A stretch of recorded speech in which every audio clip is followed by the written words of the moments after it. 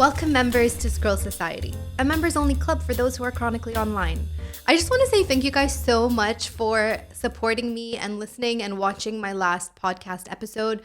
You guys have no idea how shocked I am. Like, I got so much engagement and so many views on the last video, and it just came out of nowhere, and I'm so happy and I'm so excited to just keep moving forward. Your words of support mean the world to me. You guys have no idea. It helps keep me going because I've been so anxious and I've been so nervous about doing this podcast. I mean, I'm a content creator, so I shouldn't be nervous, but I still do get anxious and nervous at the same time. So the fact that you guys are being so supportive and I'm getting views, I'm getting engagement, people are giving me their opinions and stuff like that.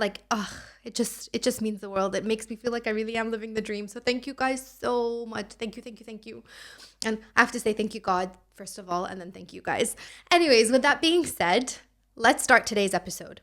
There has been so much going on this week. I didn't even know where to begin. Everyone on TikTok is talking about the new season of Dubai Bling, which I tried to watch myself and I couldn't get past episode 3. I couldn't. You guys know I already have beef with Dubai Bling. I already don't like Dubai Bling because I don't like the way that they portray us. Especially when I say us, I mean as a GCC citizen. I am from the Gulf. What does GCC mean? Gulf Cooperation Council. I'm it's a council, but what's the other C for? So yeah, I'm from the GCC states. So I'm from Kuwait, but if you guys are not from the region, maybe you're unaware. A GCC citizen is someone who's either from Kuwait, from Bahrain, Qatar, UAE, Oman, and Saudi.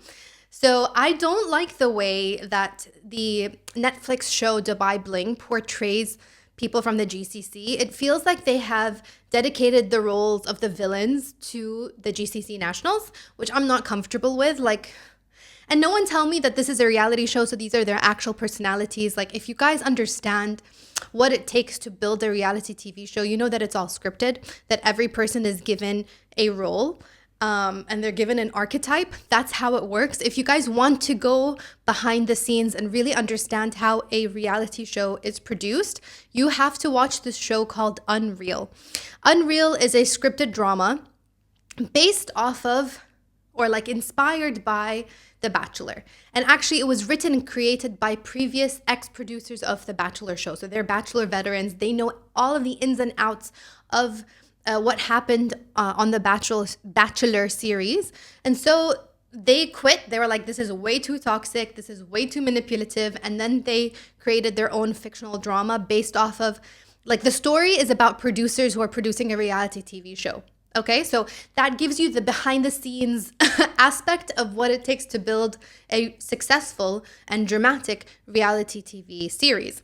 So with that knowledge in mind, knowing that it's all scripted, and then I also like to see interviews with people who have been on reality TV shows and, it's been many years later, The Hills or Love is Blind or Love Island, The Bachelor, Real Housewives series.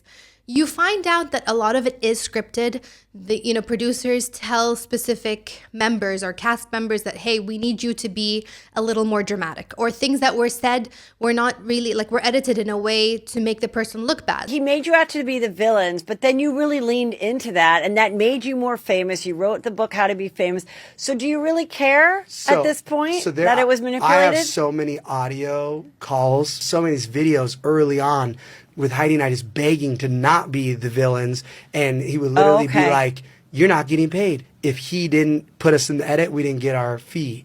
So I have all these calls we don't want to fight. We don't want to fake fight. We don't fight. No, that's you guy, then don't show up. People who left the show said, well, I left the show because they were manipulating me and they edited things out of context because they want to have the archetypal villain or they want to have the hero and stuff like that. They've already pre-written all these things. When you say character, to me, you sort of played the villain. Yes. Did you go into it knowing you were going to play the villain? 100%. So you knew that's the character for me. Yes. And it wasn't just my perception of how I was going to play it. It was also, the producers. They had a certain storyline and they're like, okay, Christine's the crazy one. She's wild. She says what she wants. And so, yeah, it was definitely predetermined. So I say all of this to say, I am not comfortable with the producers of Dubai Bling. I am not comfortable with Netflix taking the executive decision, filming in Dubai, in the UAE, and then vilifying the nationals, making sure that they have a storyline or a plot line that makes UAE nationals look evil. I'm not happy with that. That's my personal opinion. I see it with my own eyes, and I can tell when something is scripted, and I can tell when something is real, and this is their real personalities, and I can tell you that the people on the show are not the way that they are portrayed. Not that I have met them, but you can so clearly see with your own eyes that everything is scripted. So I'm just not comfortable with that. So that's why I've had beef with Dubai Bling from the beginning.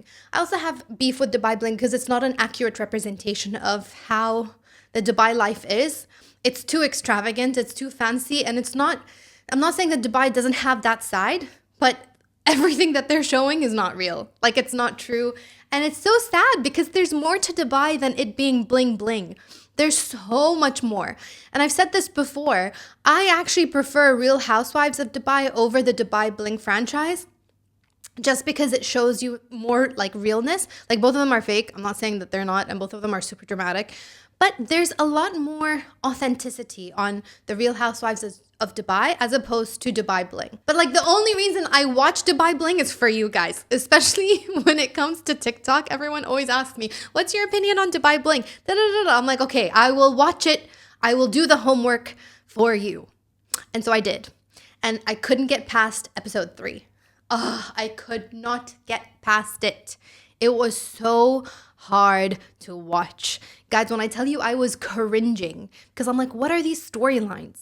Like, in episode 3, Safa is having a funeral for her Lamborghini. And she made everybody come for this like fake funeral. And I'm like, Safa, how out of touch are you? You're having a funeral for a Lamborghini when there's a genocide in Gaza, not so far away from you. And yet you choose to, play into the story, which I'm sure the producers told her, like, oh, this is going to be so funny. You should do it. It's going to be iconic. But it's not iconic. It's tone deaf and it's absolutely disgusting. This may have worked pre-genocide, but right now, this is not funny. Like, having a funeral and celebrating the life of a car instead of celebrating or raising awareness for the lost lives of the Palestinian people is dystopian.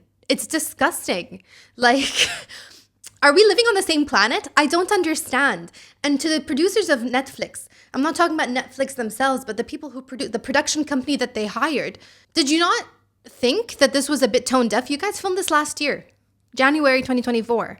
There's an active genocide happening. You didn't think, this is going to be a little tone deaf. This is not going to be as we anticipated, or it's not going to land. Did no one flag this?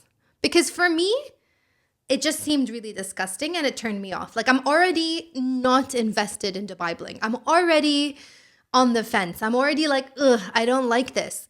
And then it just, for me, it was like, this is so tone deaf. This is so disgusting. Like, what is happening?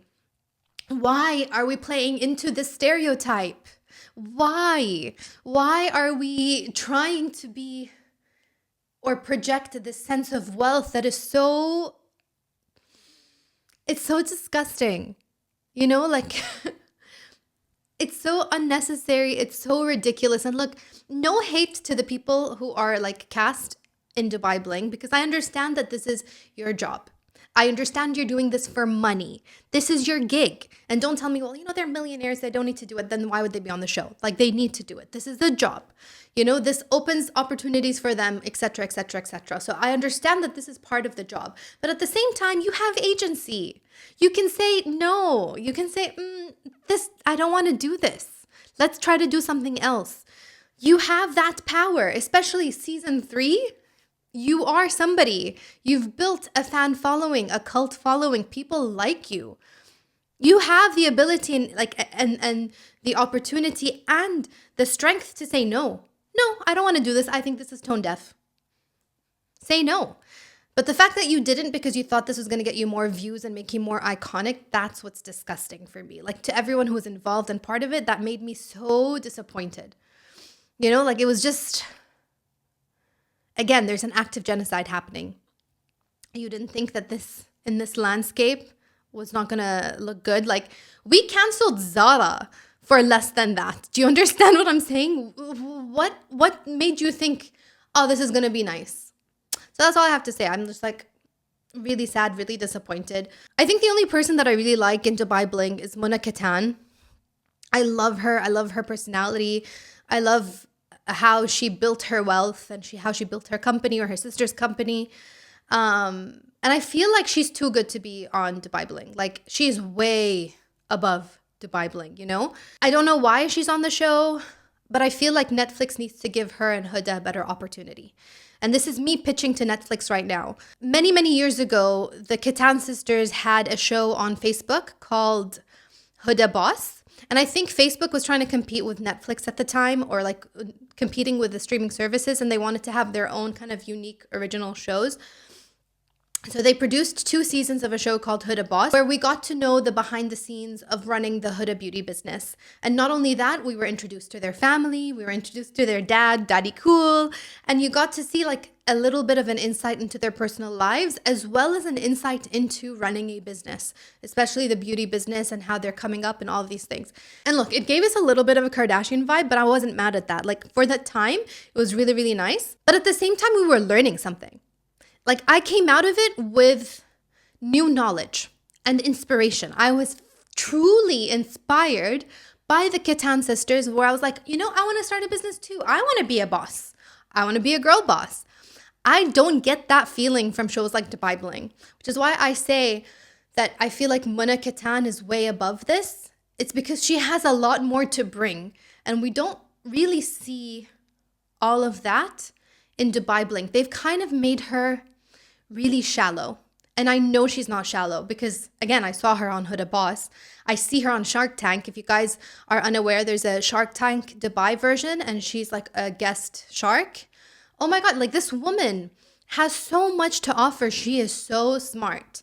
And I feel like the way that they've edited her on Dubai Bling and her relationship with her husband really minimizes the greatness that she has and her sisters have. Like, it's just, Netflix, you need to bring back Huda Boss. Like, buy the rights to it. I don't know what it is, but we need to take Mona out of Dubai Bling and give her her own show. Because I would love to see what it's like behind the scenes with Kayali, with Huda Beauty. You know, what's it like creating a fragrance brand or a beauty brand? You know, what's it like behind the scenes with their marketing? All of these things. And what troubles do they have? Like, one of the things that I really liked about Huda Boss that to this day still sticks with me. And I remember, like, I was having this conversation with a friend the other day. I was like, you know, I find it so interesting and so inspiring when, like, on Huda Boss, when there was a mistake with one of the product lines that they needed to launch and they needed to cancel the whole thing. They lost, like, let's say $1 million worth of product because it was all wrong. The formulation was wrong and everything was wrong, and they just had to kind of throw it out the window. And I was like, oh, okay, so even someone like Huda Beauty can make mistakes. It's fine. And so, like, I want to see that. I think people would be more inspired by that and getting to know their stories about how, like, you know, they came from nothing and they became something, and they did this for their family and they did this for their parents. Like, it's so inspirational. But at the same time, you still get that reality TV aspect. That's what we want. We don't want another out of touch show about a bunch of billionaires who are being super silly and having a funeral for their Lamborghini. Like, come on, touch some grass. This is not what we want to see. And look, and I see the discourse online and I see the discourse on TikTok when it comes to this new season of Dubai Bling, and a lot of people are having that negative feeling. When Dubai Bling first came out, there was a lot of like speculation about it, and then season 2 people really liked it, and I think now in season 3 people are like, no, it's way too dramatic. Every episode there's like 2 or 3 fights. No one's friends with each other. Everyone's outfits are so ridiculous. It looks like they're in the Hunger Games. It's not realistic, and everything seems so scripted that it's just too hard to watch. So I don't know if we're going to be getting a season 4 of Dubai Bling based on the public's reactions. However, I think they're still going to go ahead and do it because Netflix is trying to grow in this region, but they're not spending a lot of money. When it comes to reality TV, it's the cheapest way to pump out content that doesn't take a lot of effort. You know, you don't need to hire actors. You can just hire normal people. You script it, but not. It doesn't have to be perfectly scripted.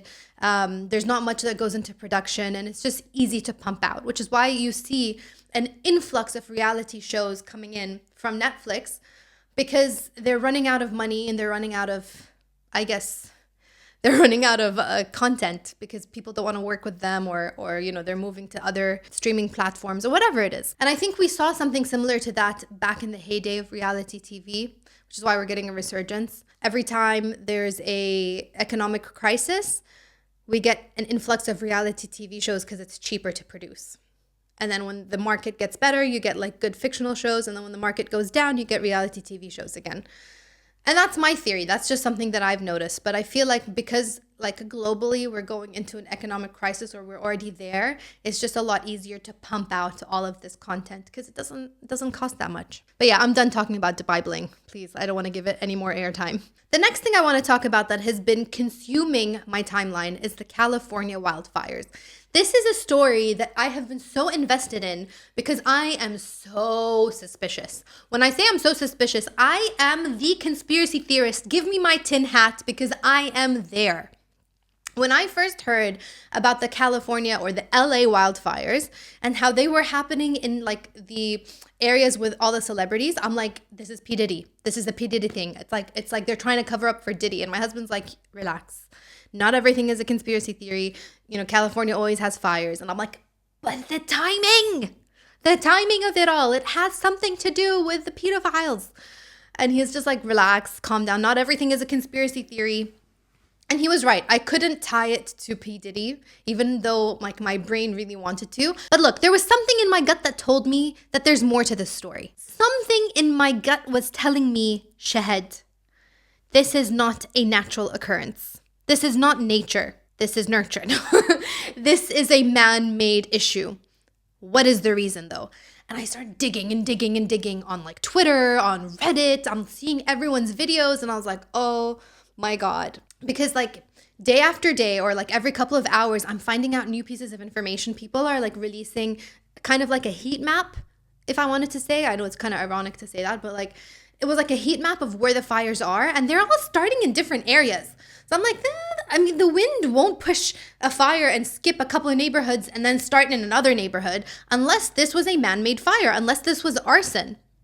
And then you hear a story about how the LAPD has caught someone for creating one of the fires. I don't think created all of the fires, but like, you know, creating one of the fires, and they're charging them with arson, but we don't know much details about the story.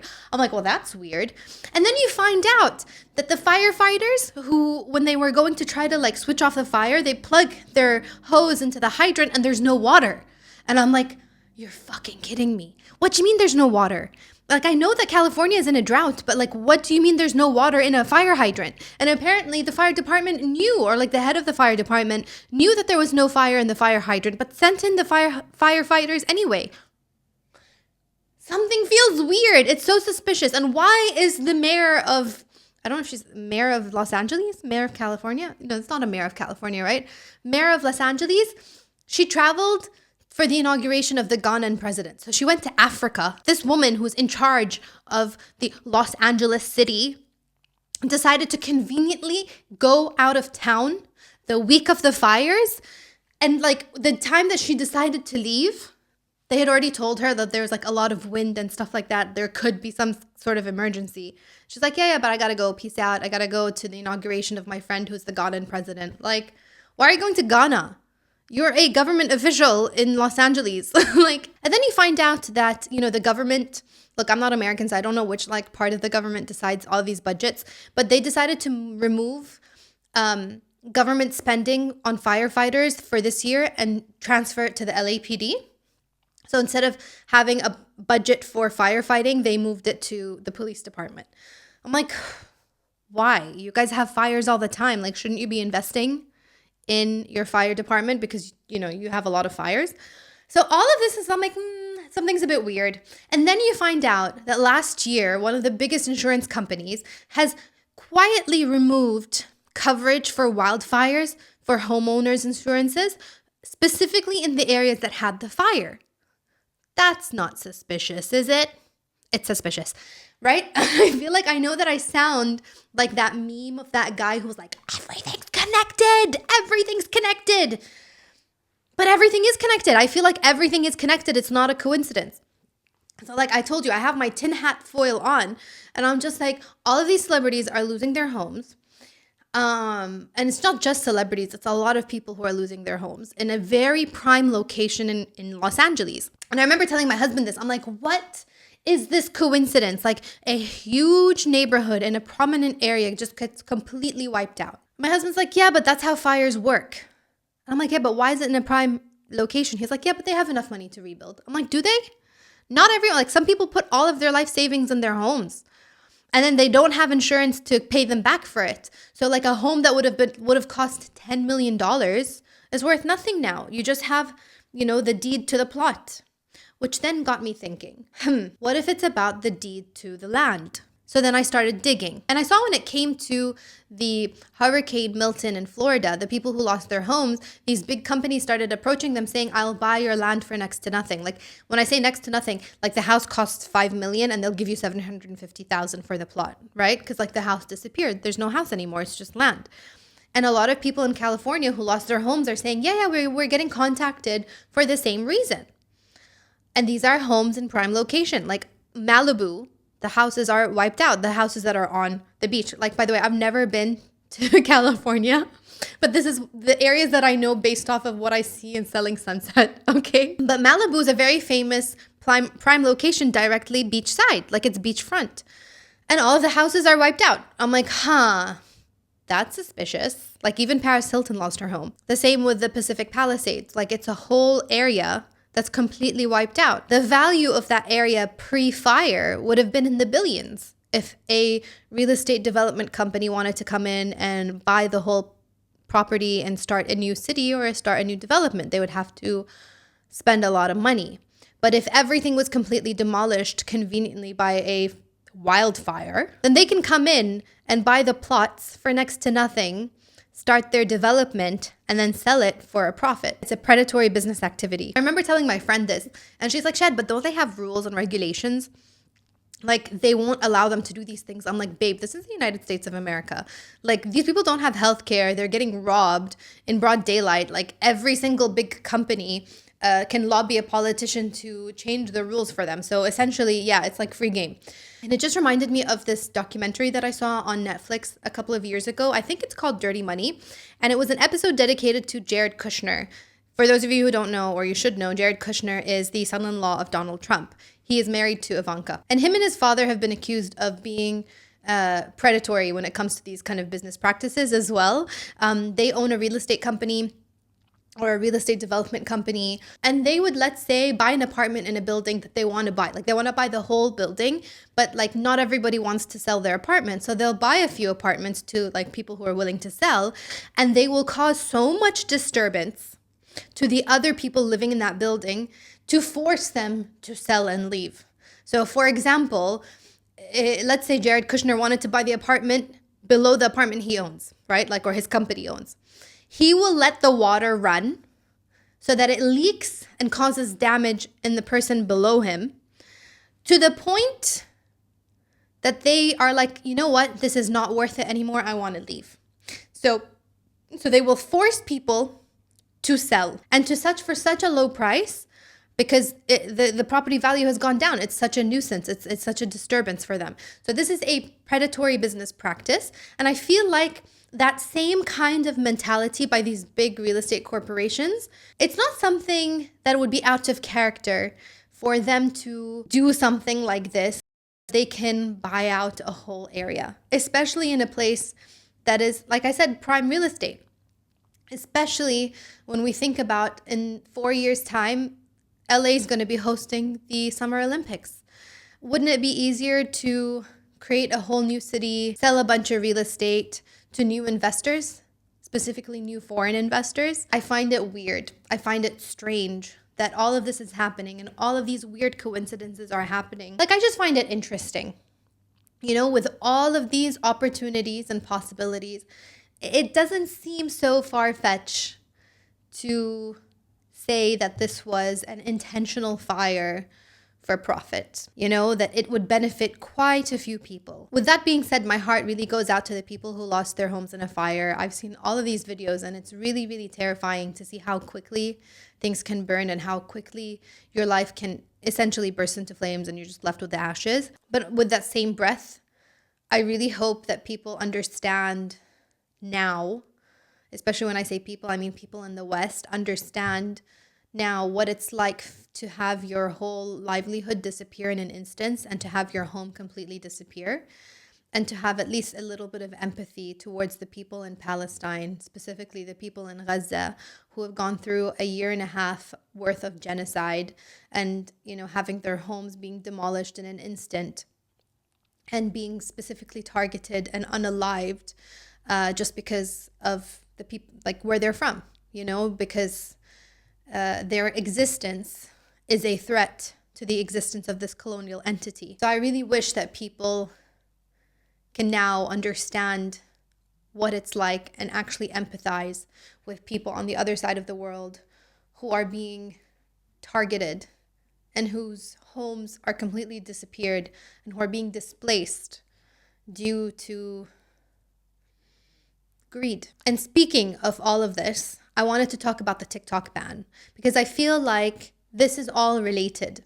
The TikTok ban, the California wildfires, Palestine, they're all connected. So apparently there are 8 more days until the US gets rid of TikTok completely, or, TikTok would cease to exist in the United States. For those of you who don't know, TikTok is facing a US-wide ban because it is posed as a potential security threat for the United States government. And I find it so interesting as someone who's not American, seeing, different parties uniting together, different branches of, government entities all coming together and saying, you know what, this little app is a threat to our national security. This Chinese app needs to go. Like, you guys have never agreed on anything.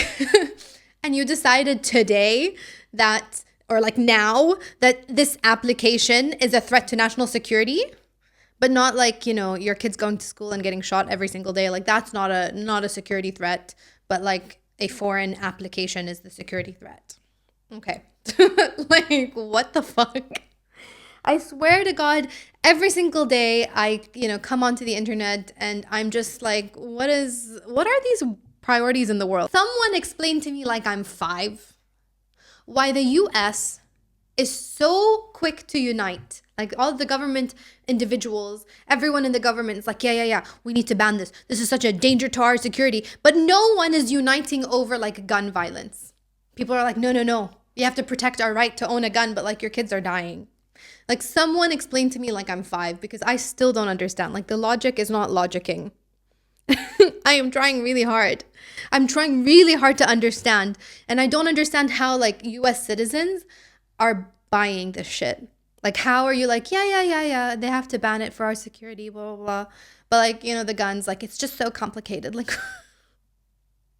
what? But when I tell you it's all connected, it's all connected. I'm going to play an audio right now of a leaked phone call from this time last year. But I also want to point out that we have a major generational problem. All the polling I've seen, ADL's polling, ICC's polling, independent polling, suggests this is not a left-right gap, folks. The issue in the United States of support for Israel is not left and right. It is young and old. And the numbers of young people who think that Hamas's, massacre was justified is shockingly and terrifyingly high. And so we really have a TikTok problem, a Gen Z problem, that our community needs to put the same brains that gave us Tagli, the same brains that gave us all these other amazing innovations, need to put our energy toward this, like, fast. So the person who is saying that they have a TikTok problem is the CEO of the ADL, Jonathan Greenblatt.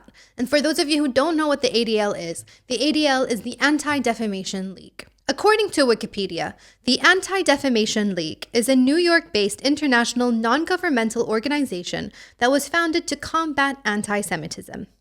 The ADL is also known for its very pro-Israel advocacy. Do you understand where we're going with this now? This time last year, the ADL was freaking out because people on TikTok were finally realizing what Israel actually is. That it's not your friendly little country in the Middle East that wants peace. It is a colonial entity. And we only found that out, or we only realized this through our phones, through this, because of citizen journalism. For those of you who aren't aware what citizen journalism is when normal people report on the news with their own evidence. Like our favorite reporter, Bisan. Bisan is a journalist on the ground who updates us on a daily basis about what is happening in Gaza. The same with Plestia, the same with Martez. These are all citizen journalists, people who are documenting their everyday lives on the ground, as opposed to mainstream media who is feeding us propaganda to the person who pays them the most, right? Whoever funds them, they will kind of change the narrative and the rhetoric to fit their agenda. So it is not unbiased, it is extremely biased. And it is the mouthpiece, or like when I say it, I mean the mainstream media is the mouthpiece of their donors. It's the mouthpiece of whoever they serve, whether it's their government, whether it's their investors, whether it's a specific foreign government, to whoever. They bend down to their sponsors. So with the rise of TikTok, we got to see things for how it really is. Not only that, we engage in discourse. Compared to other applications, there's a community, or like a sense of community, that has been cultivated on the TikTok app where people can come together and have open conversations, can share their research, and we can have back and forths.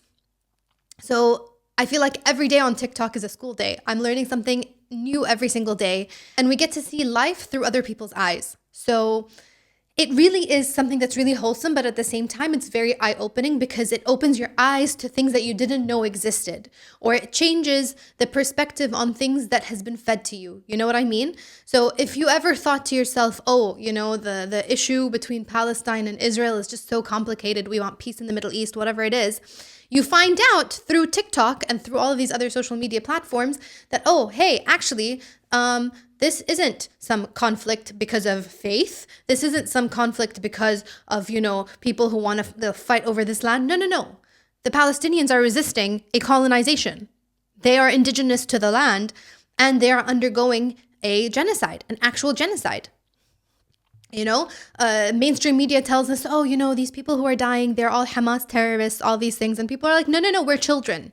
We're innocent people. We're your doctors. We're your bakers. We're, you know, mothers and daughters and kids at the age of 5. Like, how, in what world is a 5-year-old child or a newborn a Hamas terrorist? Like, get a grip.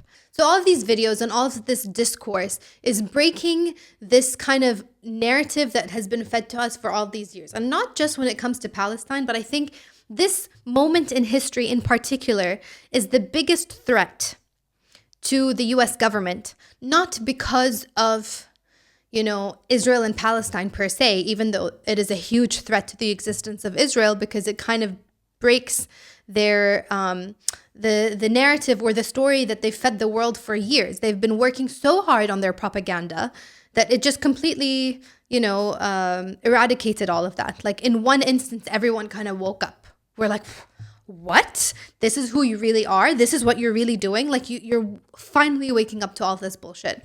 But it's not just that. It is a threat to the United States government because it is highlighting and showing like this community that's coming together, that is having all of this discourse and sharing their experiences, is coming together to highlight all of the faults in the US government, to highlight all of the ways that the money is disappearing, and to highlight the fact that there is a potential money laundering scheme happening. Money, billions of dollars, are getting funneled out of the United States. Taxpayer dollars are going out to fund governments like Israel to give them universal health care when Americans have nothing, okay? To go to Ukraine, to go to wherever. And then those people are coming back and lobbying politicians so that they can give them more money. Do you understand what I'm saying? So if you're an American, your same taxpayer dollars that you're working so hard to give, okay, is going to the government. The government is not putting it towards healthcare. It's not putting it towards education. It's not putting it towards emergency services to help, your firefighters and your police or whatever it is. It is sending all of that money to foreign governments so that they can, continue to bomb people and steal more resources, whatever it is. And then that same money will go from the pockets of these foreign governments and go into the pockets of your politicians as part of lobbying to give them more money. And so it goes. And so you are being robbed as an American citizen with all of this money not going to benefit you. And I find this really interesting and really strange because I feel like, look, I don't pay taxes. I don't come from a country that we need to pay taxes, thankfully. But from what I understand, and correct me if I'm wrong, but taxes are essentially a service charge. You are paying a service charge so you can get a service like healthcare and safety and, whatever, infrastructure and all of these things. You're paying for that service charge to make sure that your service or the services will be provided to you. You are the customer. You should be holding your government accountable for the money that you're paying for. Like, if I'm paying for a service, I need to get that service. And yet people are not doing that in the US, which I don't understand. Like, there's not a lot of anger, there's not a lot of rage. And I feel like even now with the ban of TikTok, people are not getting mad enough. Like, they're taking away your rights. They're taking away your rights to unionize, to come together, to have this discourse, and essentially taking away your right to freedom of speech. So I feel like the reason why they want to ban TikTok is because it's a threat to the current corrupt system that is going on in the United States. They're not banning TikTok because of the Chinese influence. They're banning TikTok to hide the fact that there's so much or so many problems there's so much corruption within the US government, and that there's a lot of money that is disappearing, taxpayers' dollars that is going unaccounted. And the fact that TikTok exists highlights where all this mismanagement is going, because people are sharing their real life experiences. They are sharing their experiences, when it comes to disaster relief. They're sharing their experiences as teachers who are saying that we're not getting enough resources in hospitals, nurses, in every aspect of the government. The people at the lower levels are sharing their problems, and the government's not happy with that. So it is a threat. It is a threat, but it's a threat to the current corrupt system. And this is why they want to ban TikTok, because they want to ban your right to speak and to come together and unify as the United States people, citizens. They don't want you to unite. They want you to stay silent, and they want you to keep giving them money so that they can funnel it outside, and then the politicians can line their pockets, because the rich will only get richer and the poor will only get poorer. And that, my friends, is why they want to ban TikTok. And you know why I find it super ironic? It's because the ADL, or the Israel lobby, which is a foreign government, is finding TikTok a threat to their existence, and they're blaming another country, another foreign government, for interfering. But both of you are interfering. I just find it so funny. I'm like, pot calling kettle black. But it's also really sad. I'm really, really sad to see a bunch of Americans disappear off of the platform, because, you guys are super entertaining. But the funniest thing in this whole situation, this whole story, is the amount of people on TikTok, like Americans, who are like, to spite Mark Mike Wazowski, to spite Mark Zuckerberg, we are not going to Meta. We are not going to Instagram. Instead, they are all downloading TikTok, or the Chinese version of TikTok, on their phone. It's called Red Note. Everyone's like, we're gonna go download the actual Chinese app and stay there. And I'm like, that's one way to protest. I think that is so funny, to have Americans protest against, this TikTok ban by actually surrendering all of their data to an actual Chinese company, to the actual Chinese government. That is so funny. The amount of memes that I've seen online of people like, I will give you my data, China. Just give me TikTok. I'm like, I surrender all my data to China. Here you go, China. In exchange for keeping my TikTok, you can have all my information. Fuck you, US government. I just have a quick message for my personal Chinese spy who's been spying on me through this app for 5 years, and now that the app is getting banned, will no longer be able to. I just wanted to say, 谢谢,再见,我爱你. 你是我的朋友. I think it is fucking crazy that people would rather download the actual Chinese version of TikTok that is not actually like TikTok than go back to fucking Facebook at this point. Mark Zuckerberg, you can lobby this country all you want. You can lobby our politicians. You can buy out everybody. You can throw billions of dollars into our politics. The people do not like your fucking platforms. They are dog shit. Your algorithms are dog shit. If TikTok gets banned, I will personally make sure that Instagram Reels is under the full grip of the People's Republic of China and the Chinese Communist Party.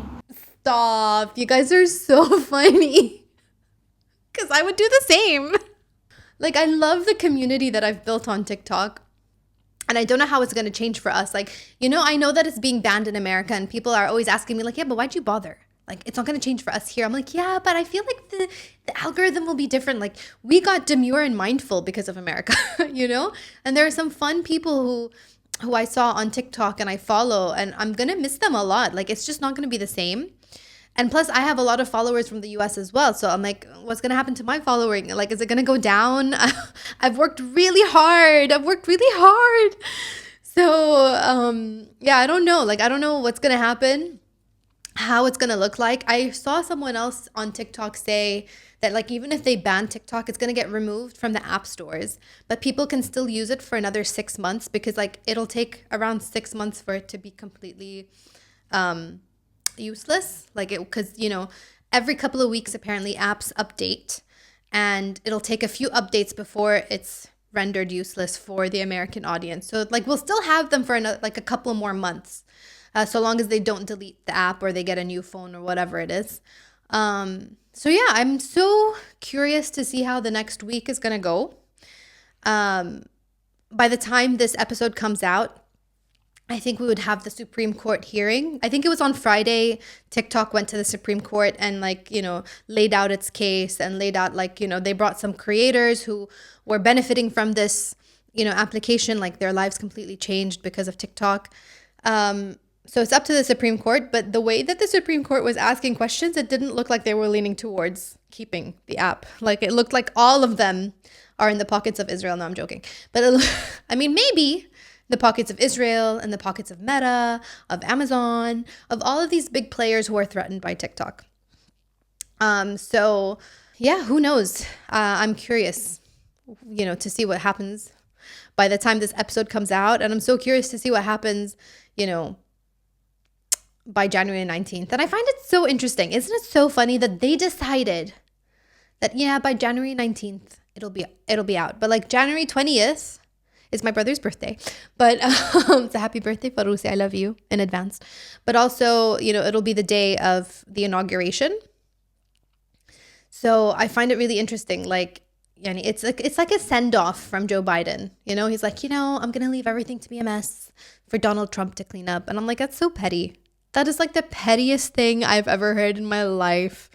You know, you have a new administration and you leave the office with a bunch of customers because your people are your customers, right? This is the democracy and you're getting your bills paid by the taxpayers.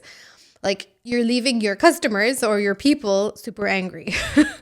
You know, like, leave it with a mess. Like, just, place is on fire. You deal with it now. It's so petty. It's so petty. So I just find that really, really interesting. I wonder how this is all going to go down. Anyways, that's it for today's episode. I think I did a lot of talking, and I hope you got a lot of interesting information. I would also like to hear all of your theories regarding everything that I said, especially my conspiracy theorists out there. Do you believe that the California wildfires were, you know, made by people, or is it actually climate change and like just a normal disaster? Like, what are your opinions? Like, are my people out there who are conspiracy theorists as well? If you are, please let me know your theory in the comments below. Also, let me know what your opinions are about the TikTok ban. If you're an American citizen, how is this going to affect you? Are you really bothered? Are you going to be using a VPN? Or are you just going to move to Meta? Like, where are you moving? I'm so curious to know. Like, I want to follow you guys just to see where my favorite creators are going. Like, where are you guys going after this? So yeah, That's it for today. Thank you guys so much for listening to the Scroll Society podcast, a members-only club for those who are chronically online. Don't forget to like, subscribe, and share this podcast, and I'll see you in the next episode. Bye!